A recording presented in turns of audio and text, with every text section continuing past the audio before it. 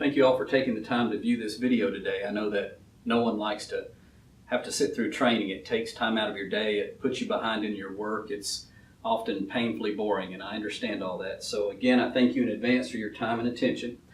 My name is Chuck Wade. I'm the director of a program called Drugs Don't Work. Before I took this job, I was a police officer for 15 years, and for 11 of those years I worked as an undercover narcotics agent. So for 11 years I lived with drug users, drug dealers, and drug addicts.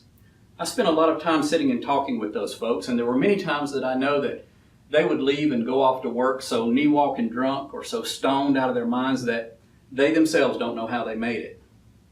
For many years of my life while I was working undercover, I had long hair. Here's a couple of pictures of me from back then. That's me in the blue coat there. Look at this next goofy picture. How about that 1980s haircut? So for many years I had long hair, I wore 2 earrings in my ear, I still have the tattoos, and from that experience I learned a few things about the drug problem in our country. The first thing I learned is just how serious the drug problem is. I think it's one of the most serious problems facing us as a nation. I'm convinced that drugs may end up being a contagious, terminal plague on the United States of America. And I fear that if we don't get serious now and do something to stop this drug problem, our country might just end up like the Roman Empire. I'm sure you all remember reading about the Roman Empire in your history books back in high school, and I know that you'll remember that the Roman Empire was a world power. As a matter of fact, there was a saying back then that went, "All roads lead to Rome." That's just how powerful the Roman Empire was. And the people who lived in the Roman Empire suffered from the same thing that we as Americans suffer from. It's called ethnocentricity. It means that they, just like us, thought that they were the greatest group of people on the earth and that their country would be there forever. But where's the Roman Empire? It's gone. It stood for about 500 years and then it crumbled, and it was destroyed not by some foreign power that invaded, it was destroyed from within by the people who lived in that country. And as one of your frontline soldiers out there fighting that so-called war on drugs for you for 11 years, I promise you history is indeed repeating itself. The United States of America is a more than 240-year-old world power that might not survive to 500 years if we don't do something to stop this drug problem. That's just how bad it is, folks. The drug problem is as bad as it ever has been, and it seems to be getting worse every day. We must do something to stop it. And Lord knows we've been trying. Since 1990, the United States of America has spent more than $290 billion of your federal tax money trying to stop drugs from coming into America. $290 billion with a B. That's more money than we spent on all biomedical research combined.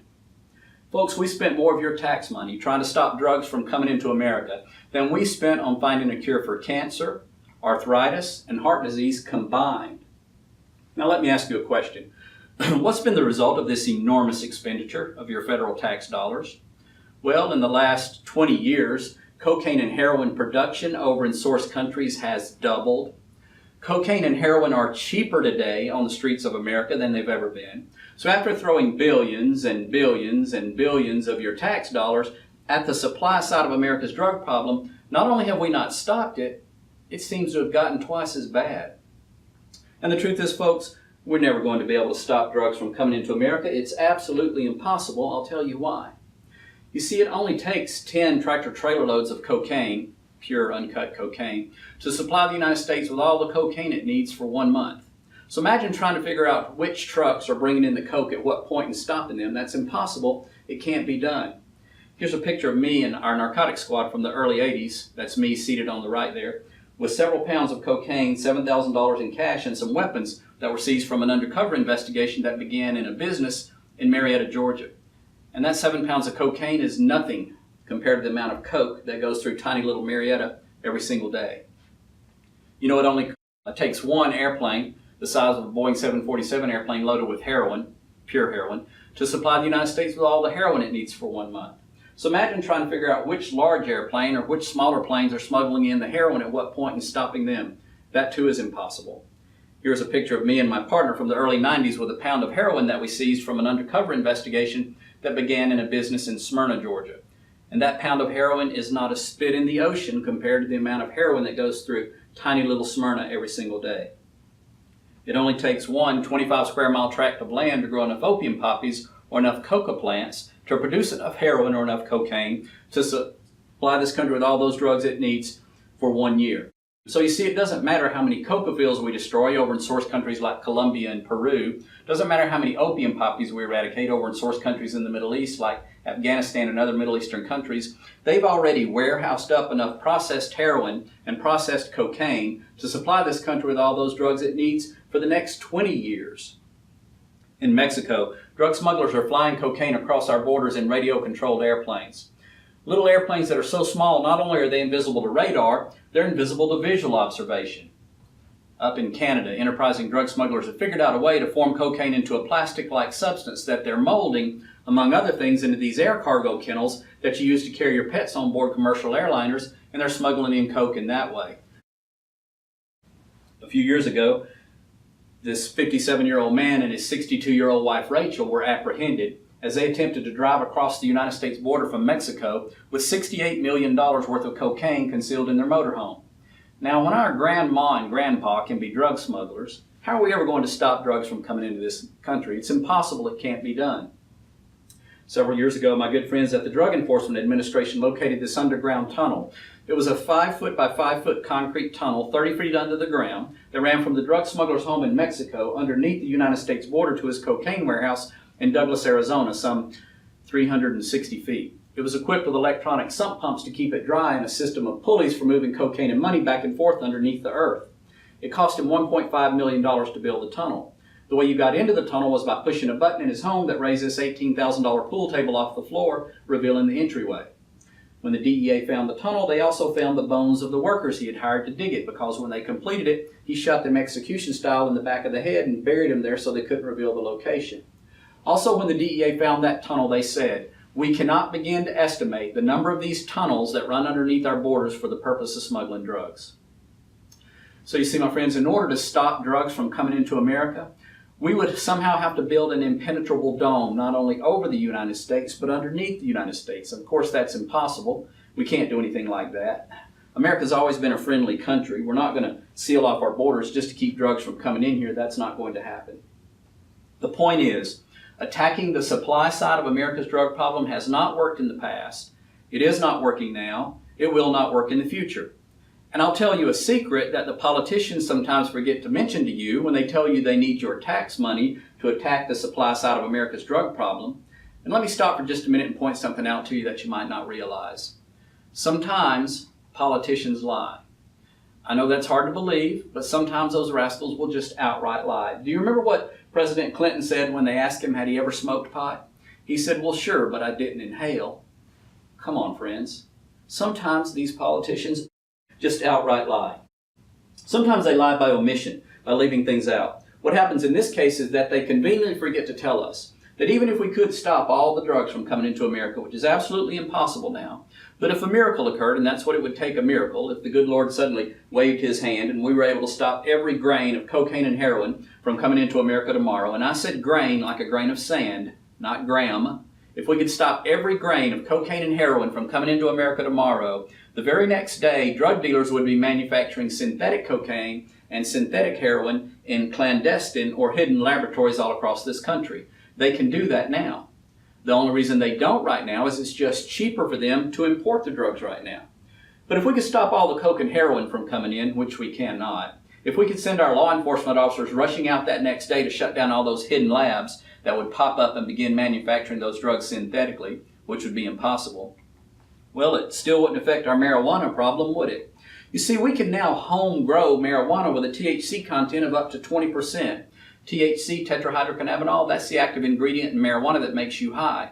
Back in the 60s and 70s, the best we could produce domestically, the best we could grow here on U.S. soil, was about 1 to 3% THC. That's American ingenuity for you. So you see that marijuana joint that you might have smoked back in high school or college, for those baby boomers of you out there?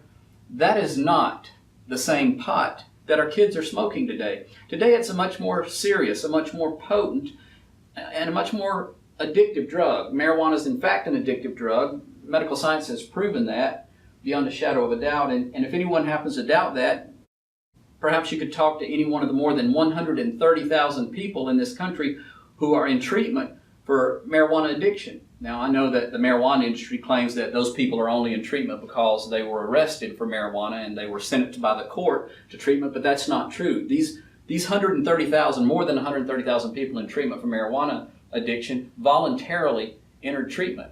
I'm sorry, but marijuana is an addictive drug. And we grow marijuana up in the mountains here in North Georgia. We grow it in greenhouses in our backyards. We grow it under grow lights in our basements. We grow it on our kitchen sinks and our bathroom counters. We no longer need to import marijuana anymore. We grow all we need right here at home.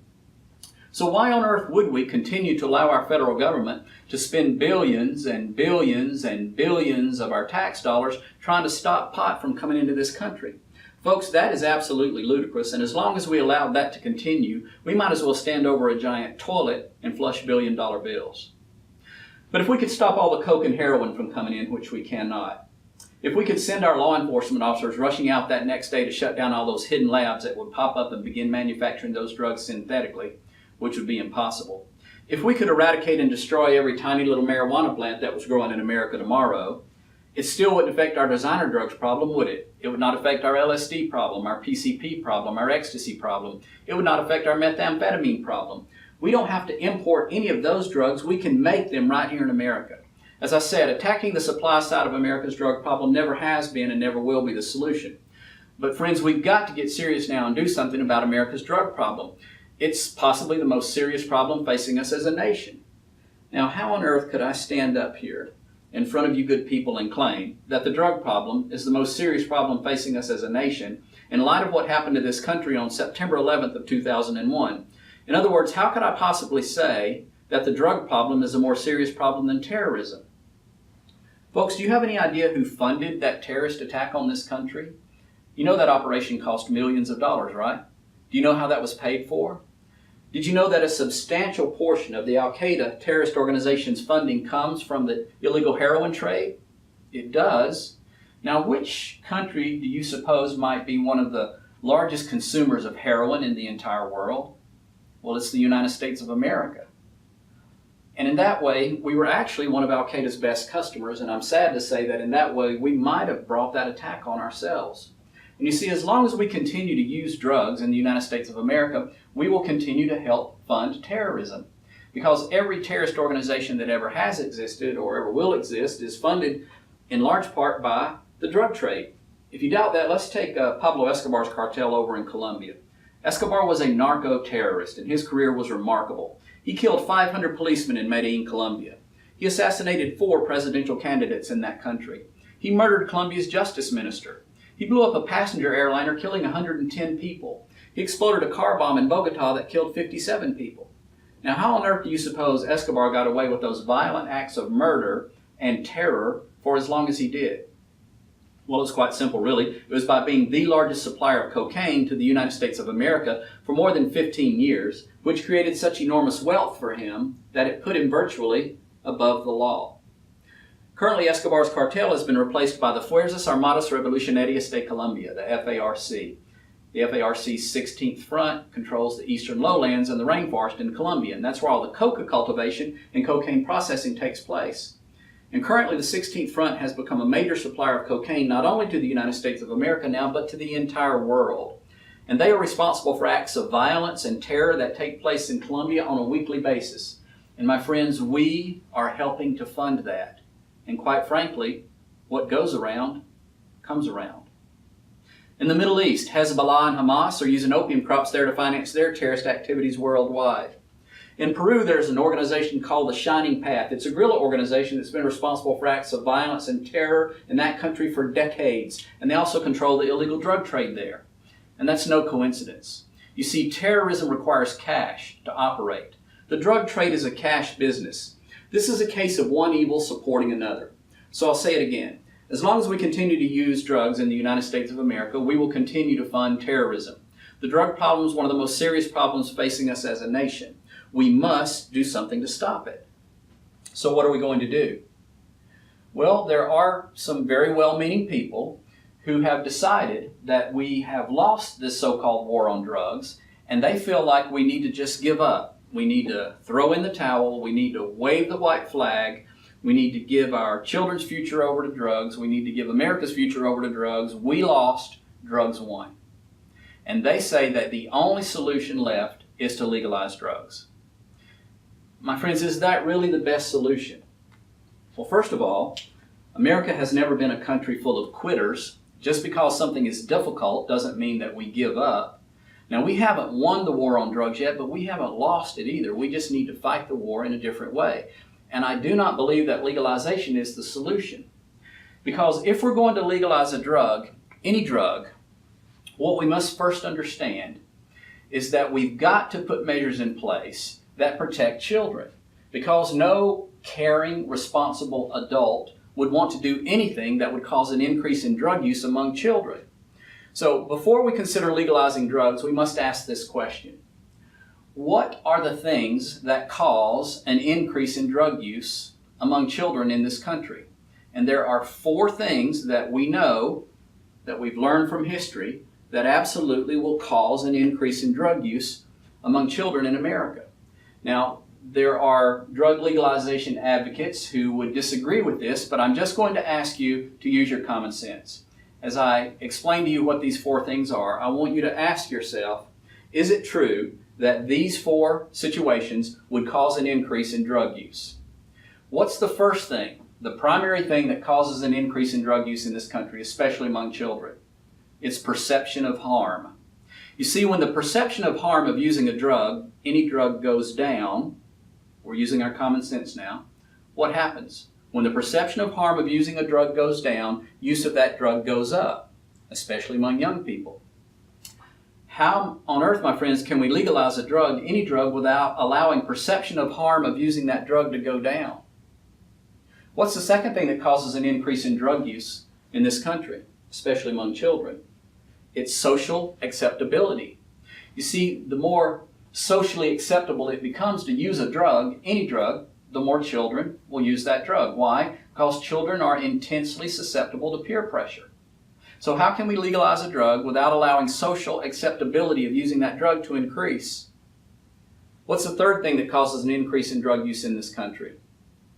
Availability. You see, the more easily and readily accessible, the more easily available a drug becomes, the more people will use that drug, especially young people. So how can we legalize a drug without making it more easily and readily accessible? And what's the 4th thing that causes an increase in drug use in this country, especially among children? It's cost. When the cost of a drug goes down, use of that drug goes up, especially among young people, because now more children can afford it. So how can we legalize a drug, any drug, without allowing perception of harm of using that drug to decrease, without allowing social acceptability of using that drug to increase, without allowing availability of that drug to increase, and without keeping cost from going down? I don't think it's possible. Therefore, I fear that legalization is the biggest mistake that we could make as a country, and I hope that we don't continue down that path. So, attacking the supply side of the drug problem has not and will not work. Legalization is not the solution. So what are we going to do? Well, I'm just an old retired cop, folks, but the answer seems somewhat simple to me. Because you see, the drug problem in this country always has been, and it always will be, simple economics. It's supply and demand. All right, if attacking the supply side has not and will not work, what we must do is to reallocate those billions of dollars that are being wasted attacking the supply side. We need to take that money and begin to attack the demand side of America's drug problem. Okay, if we're finally going to get smart and we're going to begin doing that, now let me ask you this question. Where is the largest concentration of demand for drugs in the United States of America? It's in one place, and no, it's not the schools. You see, for the last 20 years in a row, the National Institute on Drug Abuse has reported, and they found this through their National Household Survey. For the last 20 years in a row or so, they've reported that 70% of the people who use illegal drugs in the United States of America are employed. Let me say that again. Gosh, that's an awful big number. 70% of the people who use illegal drugs, now this does not even include alcohol, it's the illegal street drug users. 70% of those drug users work somewhere. Ladies and gentlemen, there is an invisible empire of drug users, drug dealers, and drug addicts in the American workplace. And when I say the American workplace, I'm including, for example, beautiful downtown Atlanta, Georgia, where this DVD is being filmed. And in Atlanta, we have just as serious a drug problem in this community as anywhere else in this country. And if anyone happened to doubt that, I would respectfully submit they're simply in denial. Ladies and gentlemen, there really is an invisible empire of drug users, drug dealers, and drug addicts in the American workplace. Now, I know that's hard for some people to believe because it's invisible, and since they can't see it, as far as they're concerned, it does not exist. Yes, it does exist, my friends. I promise you it exists. You see, I moved in that empire every day of 11 years while I was working undercover. Give me just a minute to explain to you why this is true. You see, a drug dealer would much rather sell his or her drugs at work. Why is that? Several reasons. First and foremost, it greatly reduces the risk of being arrested.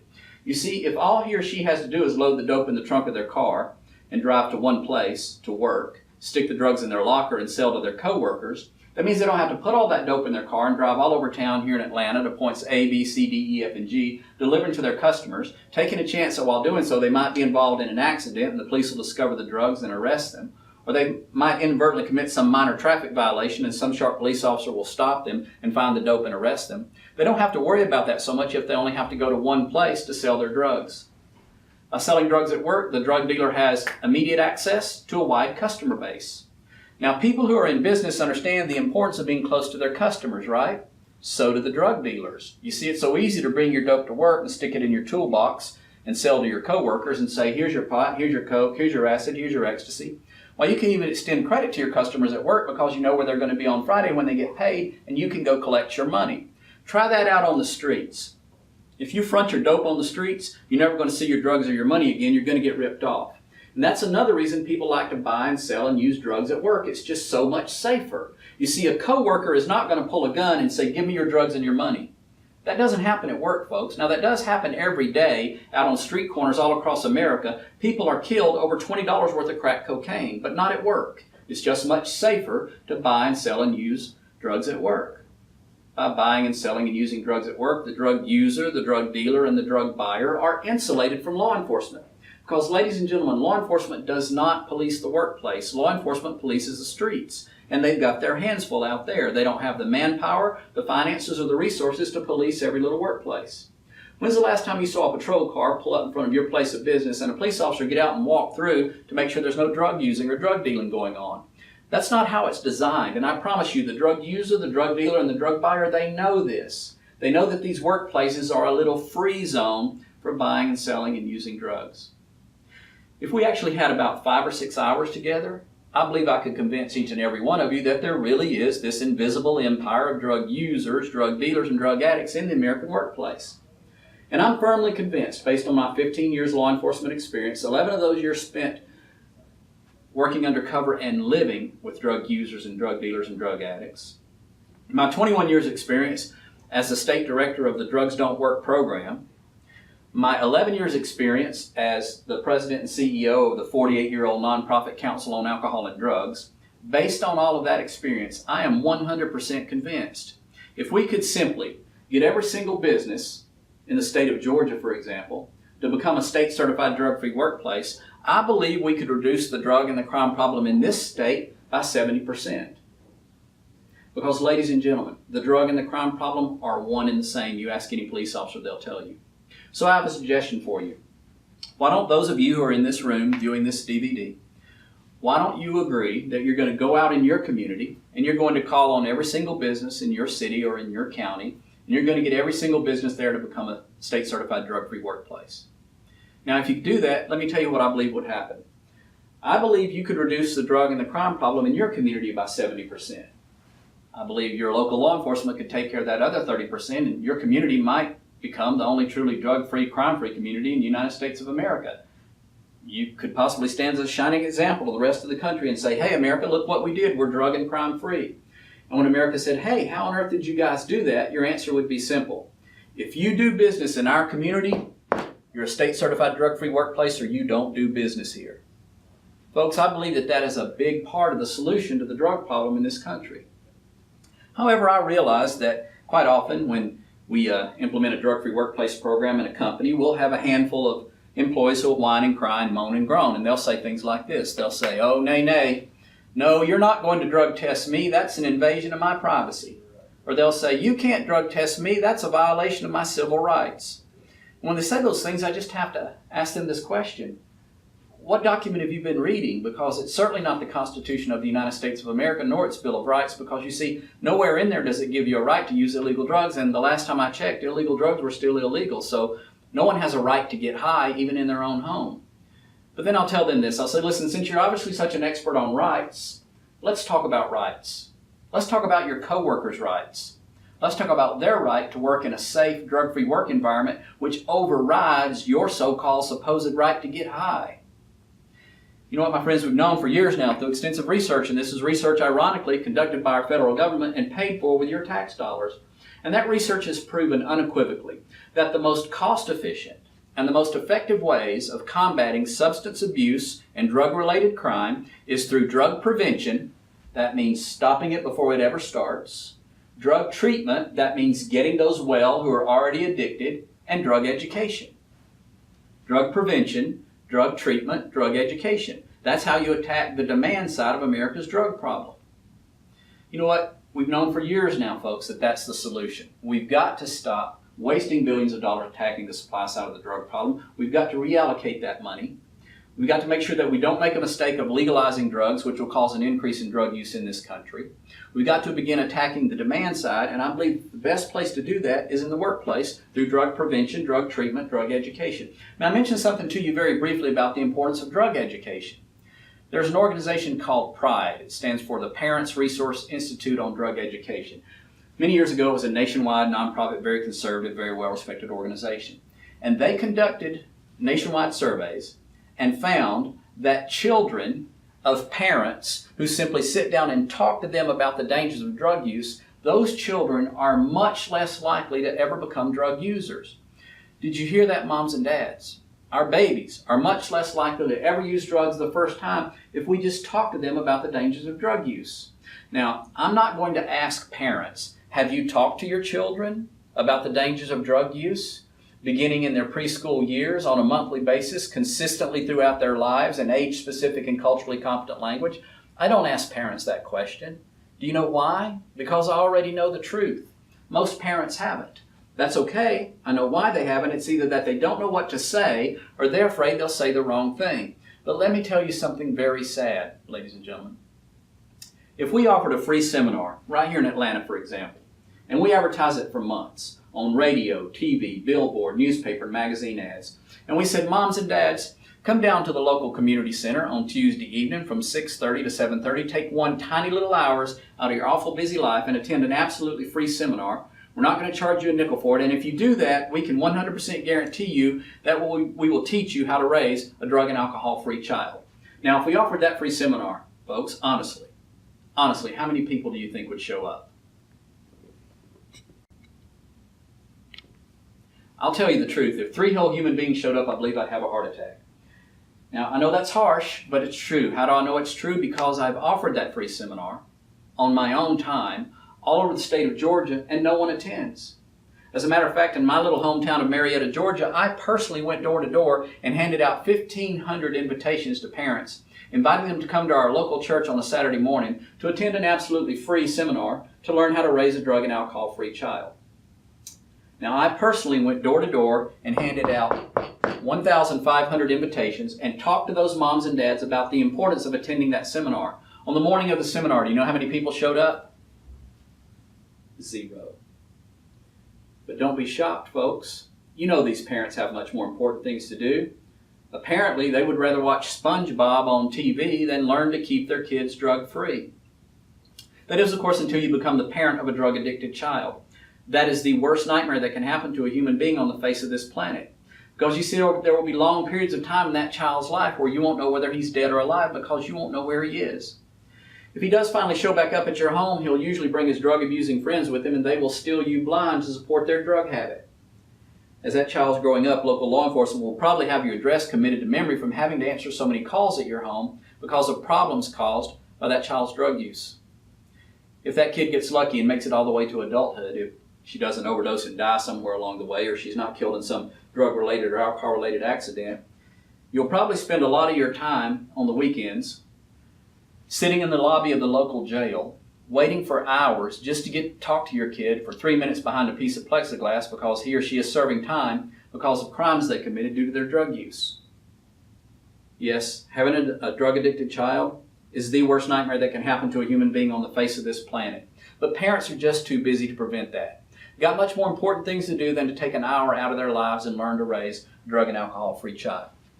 But hey folks, listen to this. Listen to this. One of the 5 simple requirements of being a state-certified drug-free workplace here in Georgia and in most other states is that the employer must provide drug education every year to every one of their employees. Now, when the boss says, I want you to read this monthly training newsletter on substance abuse, or when the boss says, I want you to come and sit through an hour or 2 of drug education, guess what happens? They pack the house. You know how I know? Because I've offered that drug training for thousands and thousands of employees at thousands and thousands of companies all over the Southeast. And every time when I finish, I always have parents rush up to me afterwards and they say things like this. They say, oh my gosh, Mr. Wade, I didn't know that about substance abuse. They say, sir, I did not understand that about drug addiction. They say, Mr. Wade, I didn't know that some children are born genetically predisposed to addiction. What does that mean? It's very simple. It means that the child inherited an addictive gene from somewhere in the family, which means the first time the child takes a sip of an alcoholic beverage or uses an addictive substance, it kicks on the addiction process. And addiction is a chronic, progressive disease of the brain. It gets worse and worse unless a miracle occurs to break that cycle of addiction. That child will always progress to stage 4 addiction, and it's the stage 4 drug addicts and alcoholics who cannot hold a job, they cannot function in society, they lay in the gutter with puke all over them. Parents come up to me after these trainings in the workplace and they say, Mr. Wade, I didn't know any of that. They say, sir, I didn't realize that we've been wasting billions of dollars attacking the supply side. They say, I didn't understand that legalization might be the biggest mistake we could ever make as a nation. They say, I didn't understand that what we need to do instead is to reallocate those billions of dollars and begin attacking the demand side of America's drug problem.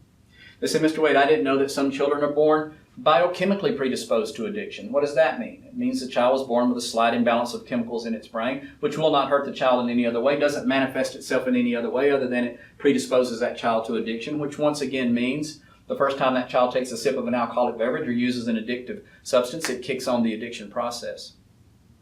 People come up to me after these trainings and say, Mr. Wade, I didn't understand any of that. And they ask me this question, is that information available to my children? And I tell them all the same thing. I say, sure it is, Mom and Dad. All you have to do now is go home and talk to them about it. But you see, my friends, this is the only way we're going to get this vitally important drug education out to these parents, especially the parents of these at-risk children. Because we cannot get this drug education to these parents through a free seminar. They will not attend. Believe me, we've tried. We can't get this drug education to these parents through school. They don't go to school anymore. The workplace is the only viable delivery vehicle of this drug education to these working parents so it can have a trickle-down effect to their children and help keep America's future and America's future workforce drug-free. So for all these reasons and more that I don't have time to go into, I'm absolutely convinced that drug-free workplace programs are a big part of the solution to the drug problem in this country. However, can you guess what happens when I or one of my 68 Drugs Don't Work coordinators goes in and sits down one-on-one with a business owner and we tell them everything I just told you about the importance of having a drug-free workplace program? Can you guess what happens when we tell these business owners we want their company to become a drug-free workplace so that in this way they can help reduce the drug and the crime problem in their neighborhood and their community? Can you guess what happens when we tell these business owners we want their company to be drug-free so that in this way they can provide much-needed drug prevention, drug treatment, and drug education to their employees, and how that's drug education those employees can take home and share with their children and help keep those babies drug-free? Can you guess what happens when we tell them all that? Sure you can. Many of them get very bored. They get so bored their eyes literally glaze over and roll back in their head and they kick us out of the office. So, before we go, we make sure that we tell these business owners this, that here in Georgia and in many other states, when a company goes through 5 simple steps and becomes a state-certified drug-free workplace, that business will receive a 7.5% discount on its workers' compensation insurance premiums. Now, it's 7.5% here in Georgia. It's 5% in many other states. But regardless, that is a substantial bottom-line savings. What does it translate to in hard-line dollars? Let's take a construction company, for example, with, say, 40 employees. By going through 5 simple steps and becoming a state-certified drug-free workplace, that business would save about $11,000 every single year. Now, folks, you have to admit, 11 grand a year is a pretty good savings for a small business, but the truth is it pales in comparison to all the other financial reasons for having a drug-free workplace. Did you know that for more than 20 years now, all the Fortune 500 companies have been drug-free workplaces? They have, Why is that? Is it because they got this discount on their workers' comp insurance? No, that's only been available for a few years in a handful of states. But the reason these big boys and girls have done this, and my friends, this is one of the reasons they became the big boys and girls to begin with, is because they do the right things right. And you see, they know when you have a drug-free workplace program, you increase your productivity, reduce your absenteeism and your tardiness, you cut your workers' comp claims in half, you reduce your medical costs by up to 300%, you increase your overall workforce morale, you cut your turnover rate, you reduce theft and other forms of crime in the workplace, and all that positively impacts that old infamous bottom line, and that spells MONEY. Strangely, when we explain it to business owners in this way, their eyes don't glaze over and roll back in their head. We see little dollar signs pop up in their eyeballs, cha-ching, and they sign up to become drug-free workplaces. As a result, here in Georgia, we've helped to certify more than 10,000 companies as a drug-free workplace. Altogether, they employ more than 1 million workers. That's 1 million employees, every one of them who are being subjected to drug testing at work, and the federal government has proven that drug testing is a deterrent to drug use. My friends, that's drug prevention. That's 1 million employees, every one of them, who now have access to treatment for those who have drug or alcohol problems. They have access to treatment through the workplace that they otherwise would not have been able to afford. My friends, that's drug treatment. That's 1 million employees, every single one of them, who are receiving mandatory drug education at work, being delivered to a captive audience in tablespoon-sized bites that they can absorb and digest and take home and share with their children. That's drug education. Drug prevention, drug treatment, drug education. That's how we attack the demand side of America's drug problem. That's why I believe drug-free workplace programs are an enormous part of the solution to the drug problem in our country. At this point, your company is probably going through the process of becoming a state-certified drug-free workplace. I hope that you all will support that. If you have any questions, you can contact me at the Council on Alcohol and Drugs. You can log on to our website at www.livedrugfree.org. There's a lot of resources on there. I thank you for your time and attention. Have a safe rest of the day. So at this point, the DVD should be paused to give you all an opportunity to ask some questions. There will be about a 10 or 15 minute question and answer session, at which point hopefully management will be able to answer your questions. If not, you can contact us at the Council on Alcohol and Drugs. You can log into our website at www.livedrugfree.org. There's a lot of resources on there. You may be able to get your question answered on that website. If not, just contact us and we'll be sure to get you an answer. After the Q&A session, the supervisors will remain and the employees are going to leave, and we'll begin the second hour of this training, which is supervisor training. Thank you all.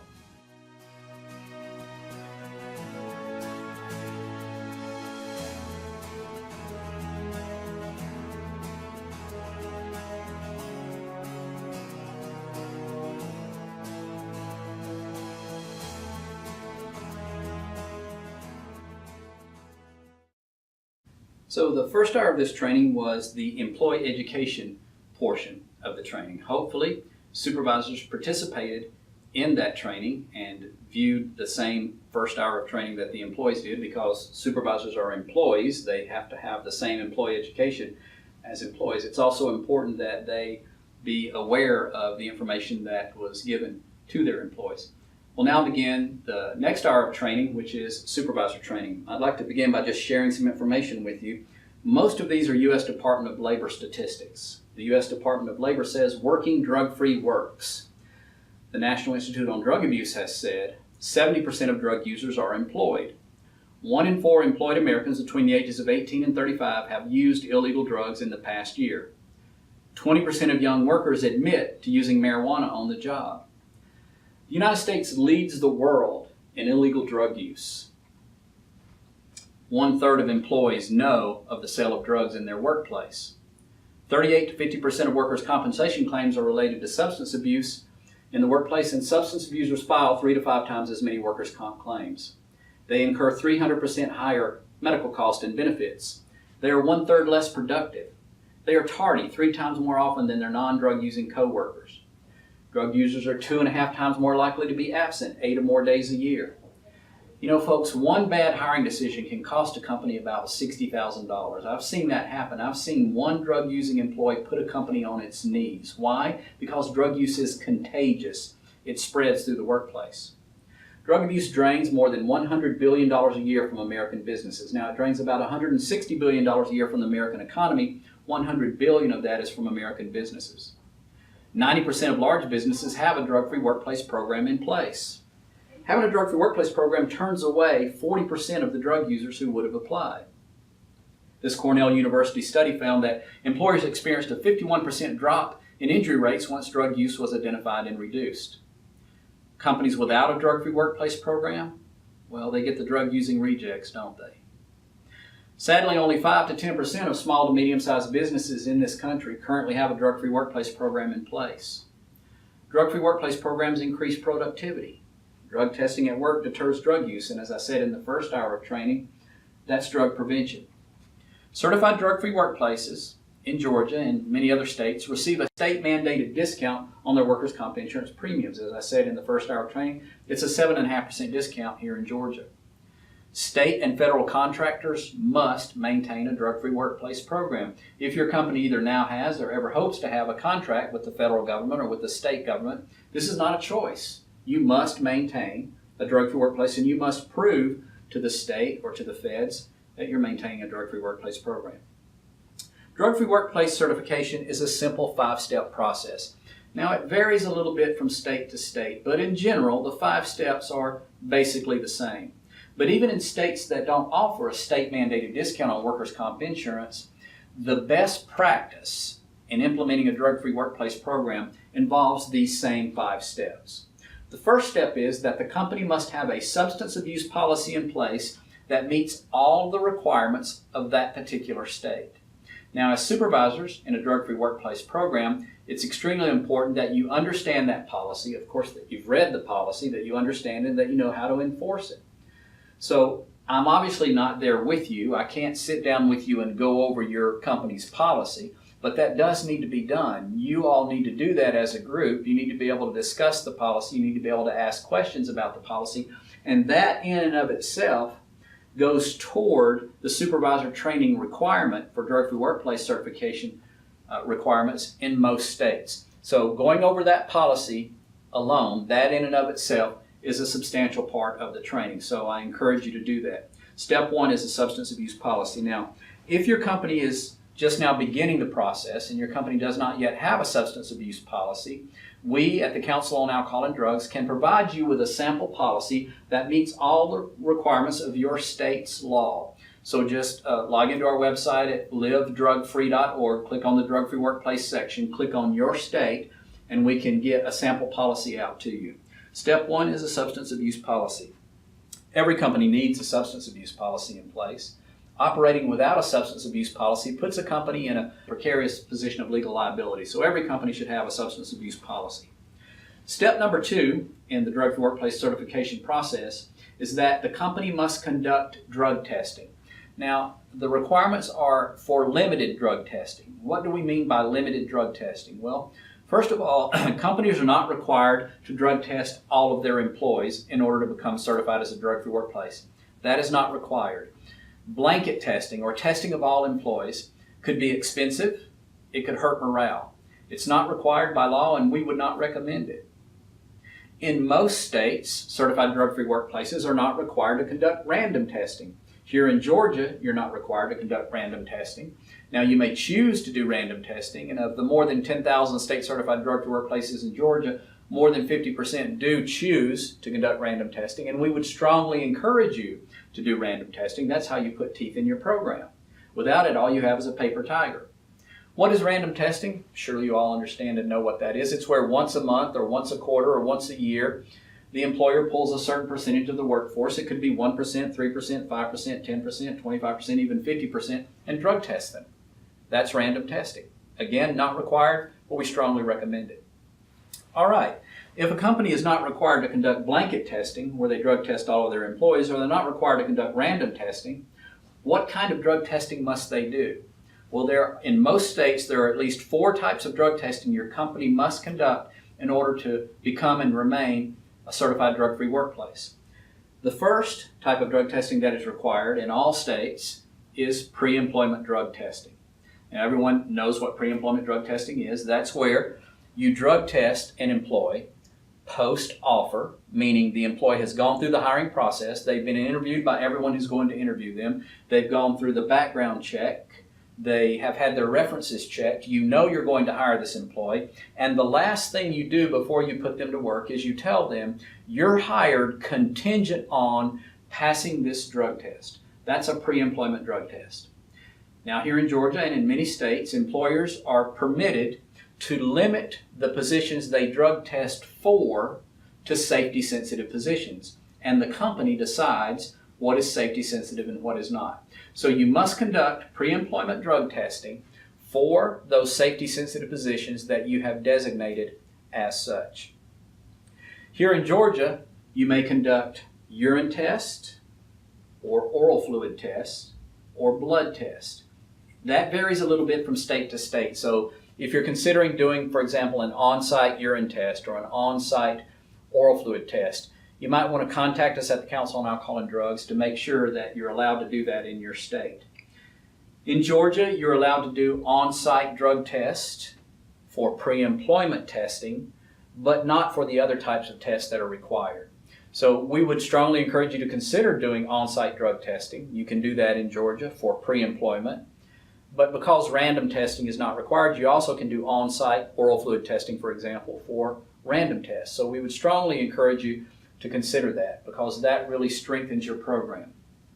But you don't have to do on-site testing. You can send every applicant that applies for a job that you are going to hire out to a lab for a drug test. But you must conduct the pre-employment drug test. That must be done on any employee who's going into a safety-sensitive position.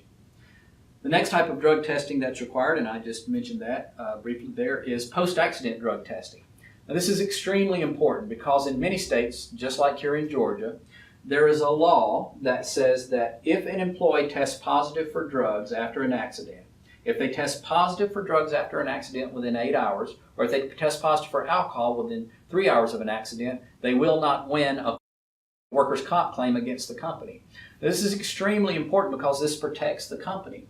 You see, it costs on average about $75,000 to treat a back injury. So if you have an employee who gets drunk, stoned, or high and comes to work and as a result of that ends up injuring themselves, it's really not fair for the company or the business's insurance provider to have to pay $75,000 to treat that injury, right? If the employee makes a decision to get drunk, stoned, or high and then hurts themselves, it's only fair that the employee have to pay for that injury. So post-accident drug testing is extremely important. It helps companies save a lot of money.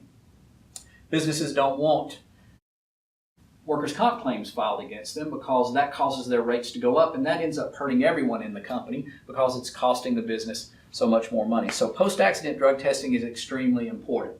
Now, post-accident drug tests cannot be done on site, of course.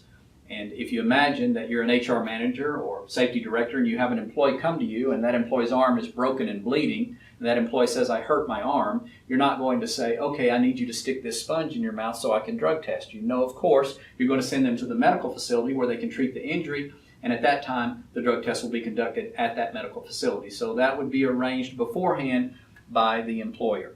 So the first type of drug testing that you must conduct is pre-employment testing. The second type of drug testing you must conduct is post-accident drug testing. That's extremely important. Now, there was a recent ruling by OSHA, Occupational Safety Health Administration, and OSHA has said that you cannot in any way use post-accident drug testing in a retaliatory manner.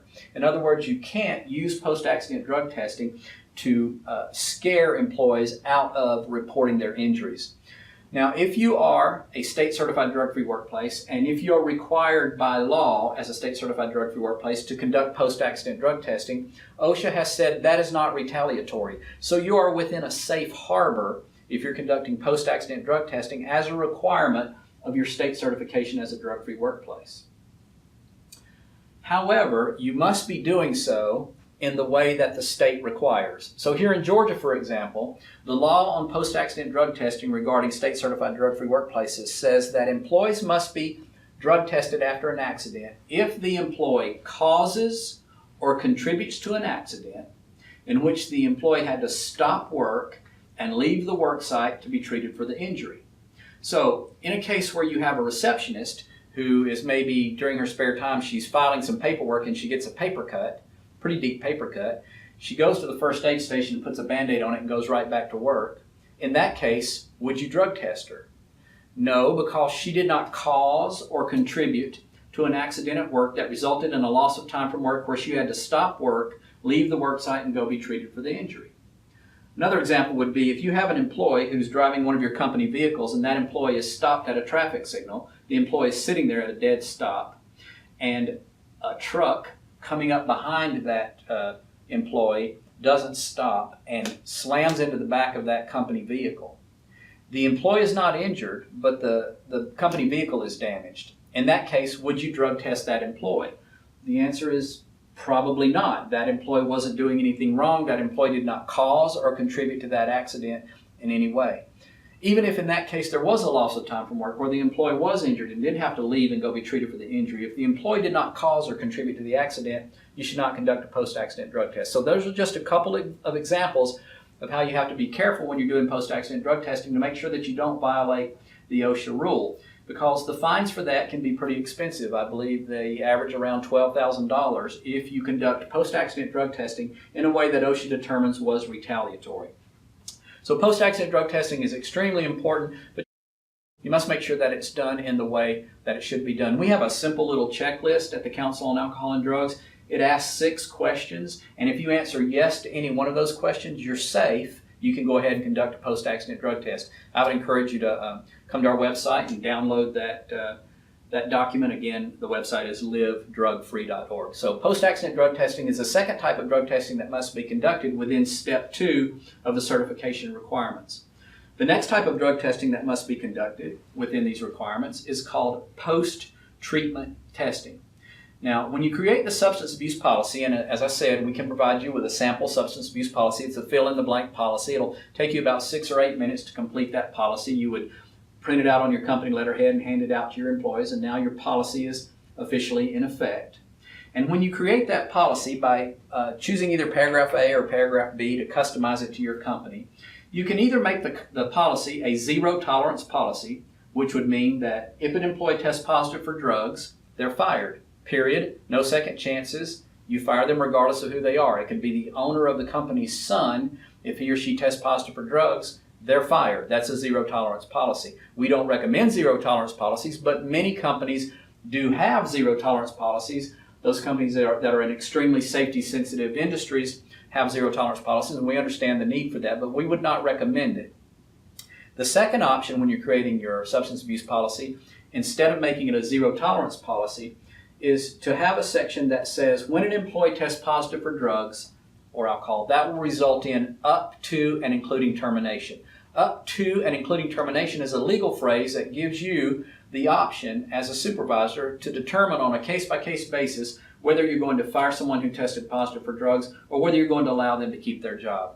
If you take that option, if you allow an employee who has tested positive for drugs to keep their job and you require that they go to treatment, when they return to work from the treatment and they've got a letter from the counselor that says they're a quote-unquote rehabilitated drug addict or alcoholic, now, as a state-certified drug-free workplace, you must drug test that employee at least once per year for the next 2 years unannounced to make sure they're staying drug and alcohol-free. That's post-treatment testing. Now, not all states require, and some states don't even allow, post-treatment drug testing. So you want to make sure that your state does allow that. Again, just contact us at the Council on Alcohol and Drugs if you have that question. We'll be glad to help you with that. So post-treatment drug testing is the third type of drug testing that was required. So again, just to summarize, step 1 is to have a substance abuse policy that meets the requirements of your state. We can provide you with a sample fill-in-the-blank policy. Take you about 6 or 8 minutes to create that policy. Step 2 is drug testing. You do not have to drug test your entire workforce. That's called blanket testing. That's not required. You also do not have to conduct random testing, although we do strongly encourage you to conduct random testing. But the types of drug testing you must conduct are pre-employment testing, post-accident testing, and post-treatment testing. The next type of drug testing you must conduct is called reasonable suspicion drug testing. Now, it's very important that as supervisors you understand what constitutes reasonable suspicion drug testing. So we're going to camp out here for about the next 15 minutes or so to talk about reasonable suspicion drug testing. It's extremely important that you all understand what is and is not allowed for reasonable suspicion drug testing. So, you will always be safe in making that decision if you will remember that for certified drug-free workplaces, reasonable suspicion drug testing must always be based on unacceptable work performance. Now, if you'll remember that phrase, those three words, unacceptable work performance, you will always make the correct decision when deciding whether or not to conduct a reasonable suspicion drug test. Now, I want to stop for just a minute and point out that what we're talking about at this point is the requirements for certification as a drug-free workplace. We're not talking about federal requirements, Department of Transportation requirements. For example, if you have CDL drivers, if you fall under the requirements of the Federal Motor Carrier Safety Administration, FMCSA, if you're under those requirements, you're under DOT requirements, the reasonable suspicion required for a reasonable suspicion test under DOT is much different. It's separate from and different than the requirements that we're about to talk about for reasonable suspicion within being a certified drug-free workplace. So if you have DOT requirements, if you fall under DOT requirements and you need help with that, we can help you, but that's an entirely different training video. We can make that available to you for your supervisors that supervise CDL drivers or those who are subject to DOT testing requirements. But that reasonable suspicion is different than what we're about to talk about now. But right now we're discussing the requirements for reasonable suspicion testing within a state-certified drug-free workplace. And remember, it should be based on unacceptable work performance. So what I'm going to do now is I'm going to give you a scenario. I'm going to tell you a story. And within this story, within this scenario, I'm going to stop at certain points and I'm going to ask you if you at that point in the story believe that I have legal reasonable suspicion to drug test my employee. Now, if you remember that what we need to have is unacceptable work performance, you will always get the answer right. So in this scenario, we'll say that I am a local business owner here in Atlanta, Georgia. We'll say that I own a company called the ABC Awning Company.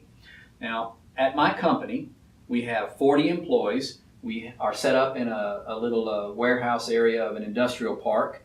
And at my company, we get in these big bolts of canvas material every morning. We get in these big red and white, green and white striped bolts of canvas material. You've seen these awnings, I'm sure, that hang out in front of buildings. So we get in these big bolts of canvas material, and I have 40 ladies who work for me. They all sit at industrial sewing machines. We get these bolts of material in. They load them into the sewing machine. They sew them together as awnings. Then they're shipped out to the general public where they're mounted on a metal frame and sold. So you get the picture. That's what we do at the ABC Awning Company. My company is a state-certified drug-free workplace. At my company, as I said, I have 40 employees.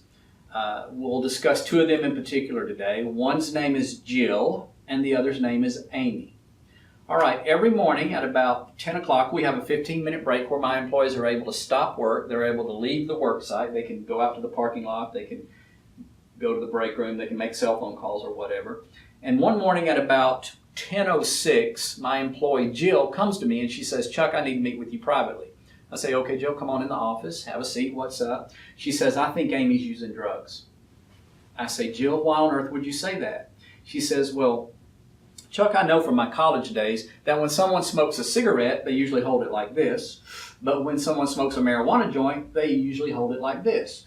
She says, "When the break began, I watched Amy go out to her car, and she's been sitting out there in her car smoking something I believe to be a marijuana joint." I say, "Jill, would you write that down and sign it?" She says, "I certainly would." So she writes, "I, Jill Smith, at such and such day, at such and such time at the ABC Awning Company, personally witnessed employee Amy Johnson sitting in her car smoking what I believe to be a marijuana joint." She dates that, she signs it, and she gives it to me. At this point, do I have legal reasonable suspicion to snatch Miss Amy by the hair of her head and drag her kicking and screaming down to a drug testing lab and drug test her? What say you? Now be very careful in your answer because you don't want to get me sued. Do I have legal reasonable suspicion to drug test Amy at this point? Of course the answer is no, because I don't have unacceptable work performance at this point. All I have is hearsay testimony. I heard Jill say it. I didn't personally witness anything, so it may or may not even be true. So no, I don't have legal reasonable suspicion to drug test Amy at this point. So what am I going to do? Just let it go? Well, no, I can't let it go because it's been brought to my attention, and if it's true and I allow Amy to continue working and she ends up hurting herself or hurting a coworker, then I could be sued, in this case possibly for negligent retention. So I can't just let it go. So what am I going to do? Well, I'm going to begin an investigation. I'm going to go and get my supervisor form. Now, this is a one-page document. It's a checklist. It has information on the front and back. On the front is a physical observation checklist. On the back is a performance checklist. And you can get that from the Council on Alcohol and Drugs. Or here in Georgia, if you're a member of a local chamber of commerce that offers the Drugs Don't Work program, you can get all of these materials that I'm talking about from your local chamber of commerce, and I would highly recommend that. But if you're not in Georgia or you're in an area of the state where the local Drugs Don't Work program is not available, you can get this information from the council. So I would get my supervisor form, I would put it on my clipboard, and I would begin my investigation. I would write Amy's name at the top. And as the break ended, I would be standing at the back of my warehouse at the big open doorway, looking out at the parking lot, and I'd be watching Amy as she gets out of her car. And I see that when Amy gets out of her car, she has to catch herself from falling.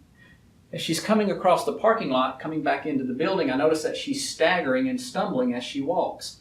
I look down at my supervisor form checklist, and right there under the physical observation checklist, there's a block that says stumbles when walks. Let me check that block. Okay. Amy comes back in to our place of business, and as she passes me, I get a good look at her, and I see that her eyes are extremely red and bloodshot. She looks like some kind of demon. Her eyes are so red. I look down at my physical observation checklist, and lo and behold, right there it says red bloodshot eyes. Let me check that. Excuse me. So now I've checked stumbles when walks, red bloodshot eyes. Miss Amy comes back in. She goes to her workstation. Now everyone, you have to listen very carefully to this part. She sits down at her workstation. She puts all the safety guards in place exactly as she's been trained. She loads the bolt of material into the sewing machine exactly as she's been trained. She begins sewing the awning together in a safe manner exactly as she's been trained. She's sewing the awning together at the same rate of speed as everyone else. Her level of productivity is exactly what it should be. In other words, she's doing her job exactly as she should. However, I do notice that as she's working, she seems to have a little trouble staying awake. She seems to be nodding off. I look down at my supervisor form checklist, and right there it says nodding off. Let me check the block. So now I've checked stumbles when walks, red bloodshot eyes, nodding off. Now let's be very careful, everyone. Again, please don't get me sued.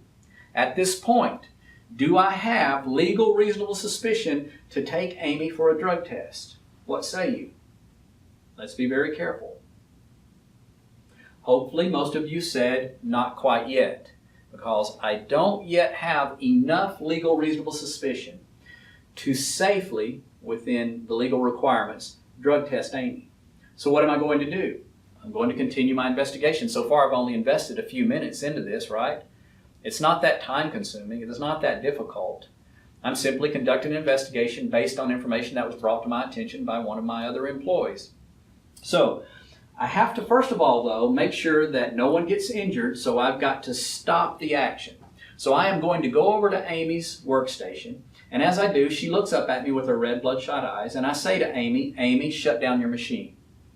She shuts down her machine, and I say to her, how are you doing today, dear? And she says, I just guess I just haven't. I can't understand what she's saying. She's slurring her speech. I look down at my checklist, and right there it says slurred speech, so I'll check the block. So now I've checked stumbles when walks, red bloodshot eyes, nodding off, slurred speech. So at this point, do I have reasonable suspicion to drug test Amy? Let's be very careful. Let's not rush to judgment. There's nothing that says we absolutely must go and drug test her. We can continue the investigation. So let's do that to make sure that we are legally safe.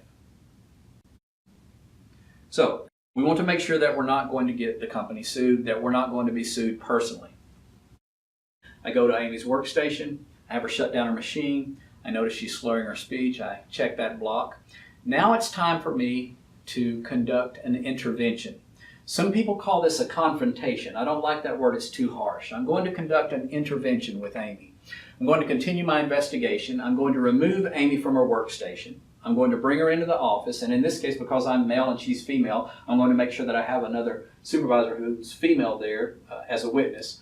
So I'm going to bring Amy in, I'm going to sit her down, and I'm going to begin this intervention in the way you should always begin any intervention with an employee that you suspect might be under the influence of drugs or alcohol. So I'm going to say to Amy, Amy, I'm worried about you, dear. Now, how can someone get upset or angry at you when you tell them you're worried about them? So just simply say, I'm worried about you. So I tell Amy that, and she says, why? Why are you worried about me? And I say, well, dear, I was watching you as you walked across the parking lot after the break, and I noticed that you were stumbling and staggering as you walked. As you passed me, I saw that your eyes are extremely red and bloodshot. I noticed that while you were working, you were having trouble staying awake. You kept nodding off. And you're slurring your speech pretty badly. Amy, what on earth is wrong? And Amy says to me, Chuck, I have the worst seasonal allergies of anybody on this planet.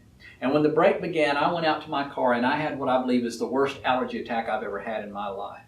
She says, when I have these allergy attacks, my eyes start itching so bad that for 15 minutes during the break, I sat out there and just rubbed and scratched my eyes. I'm sure they are red and bloodshot. She says, when I have these allergy attacks, it's crazy because while my nose runs like a faucet, somehow at the same time, my head gets filled with congestion. That throws off my equilibrium. That makes me dizzy. I'm sure I was staggering and stumbling across the parking lot. She says, Chuck, when I have these allergy attacks, I have to get them under control because I'm a single mom raising a couple of teenagers who are eating me out of house and home. You pay us by the hour. I can't afford to just leave work. I've got to get the allergy attack under control. So during the break, I went into my purse and I pulled out my over-the-counter allergy medicine, my Benadryl, and I took one. She said, when I take Benadryl like that, it hits me like a freight train and makes me sleepy. So I'm sure I was nodding off. All that makes sense, doesn't it, folks? Now, if that was true, and if I had drug tested Amy and she had tested negative, she could possibly sue Jill for defamation of character. She could sue me. And on average, it's costing companies about $160,000 when they have to defend against a lawsuit like that. So we want to make sure that we always have the legal reasonable suspicion to drug test before we do so. But in this case, suppose that after Amy tells me all that, she says, Chuck, it was an allergy attack, that's what's wrong with me. What if I said to her, Amy, that makes sense, but one of my other employees, I'm not going to tell you who it was, but one of my other employees, one of my 40 other employees said she saw you sitting in your car smoking what she believed to be a marijuana joint. And Amy immediately says, I'm sure it was Jill. And I say, Amy, why on earth would you say it's Jill? I've got 40 other employees. Why would you think that it was Jill who told me that? And Amy says, because I just took her boyfriend from her. And you all have heard that old saying, hell hath no fury like a woman scorned. Well, in that case, possibly Jill was scorned. She didn't see Amy smoking anything. She made it all up. And if that was the case, Amy definitely would win a lawsuit against Jill for defamation of character and against me and my company, and that could cost a great deal of money. So we've got to be very careful about that. But suppose that that's not the case. Suppose that it's not an allergy attack, regardless of what Amy says it is. And let's imagine that over the next 2 or 3 weeks, I'm going to keep a close eye on Miss Amy. So I'm going to take my supervisor form, I'm going to turn it over on the back where there is the performance checklist, and I'm going to keep an eye on Amy over the next couple of weeks or so. So let's actually fast forward now into the future about 3 weeks. So I've been keeping an eye on Amy, and I can tell you that in the last 3 weeks, she's been absent 7 times. How do I know that? Because I simply checked the block and wrote the date that she was absent. So now I have excessive absenteeism. I can tell you that on the days that Miss Amy did come into work, she dragged into work about an hour late. How do I know? I simply checked the block for tardy and wrote the time that she came in and the date. So now I've got excessive absenteeism and I've got excessive tardiness. I can tell you that 2 of my other employees, Susie and Shelley, came to me and said, Chuck, we cannot work with Amy anymore. She has become impossible to work with. She has such a terrible attitude that we can't even work with her. I had them write that down and sign it. And I've checked the block, poor attitude with coworkers. So now I've got excessive absenteeism, I've got excessive tardiness, I've got poor attitude with coworkers. I can tell you all that over the last 3 Fridays in a row, Miss Amy left the work site at about 3:30. No one knows where she went. She was just gone. We don't even close until 6, and Amy was gone at 3:30. I documented that on my performance checklist, and so now I've got excessive absenteeism, I've got excessive tardiness, I've got having a poor attitude with coworkers, and I've got leaving the work site without permission. I can tell you that over the last 3 weeks or so, I've been keeping track of Amy's productivity. I can tell you that at about a month ago,